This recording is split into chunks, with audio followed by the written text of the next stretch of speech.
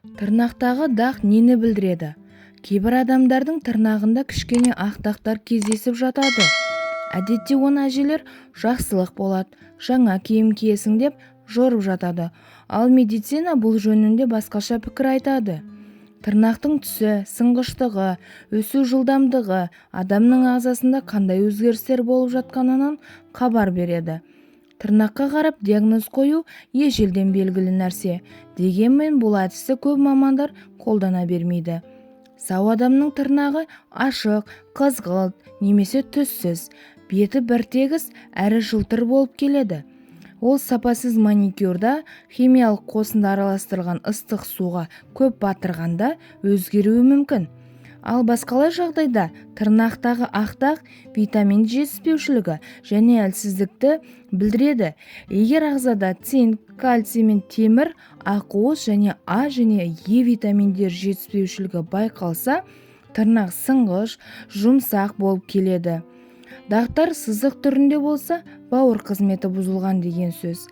Қатар орналасқан екі сызық бүйректегі ақаудың хабаршысы.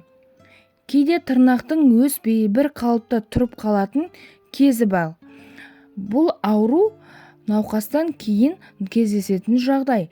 Ол эпилепсиямен ауыратындарда жиі кездеседі.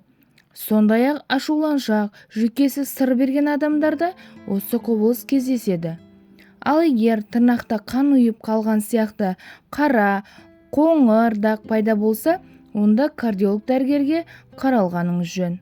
Мамандардың пайымдауынша, өздігінен пайда болып, біртіндеп үлкейген ақ қатерлі ісік ауруларынан хабар береді екен.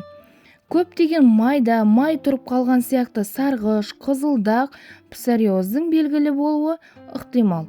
Ал майда ақ дақтар көбейсе және үлкейсе, тері ауруларына шалдыққан болуыңыз ғажап емес. Міне, тырнақтағы дақтар жоғарыдағыдай жайлардан хабар береді екен. Ендеше тырнағыңызды қарап көріңіз, дақ бар ма, әлде жоқ па? Пікірлеріңізді қалдыра кетіңіздер. Менің видеом сізге ұнаған болса, лайктарыңызды басып, тіркелулеріңізді сұраймын. Денсаулықтарыңыз мықты болсын.